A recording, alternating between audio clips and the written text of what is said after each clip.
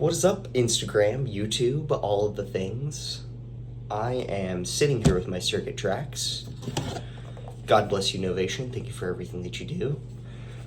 This thing is a musical sketch pad.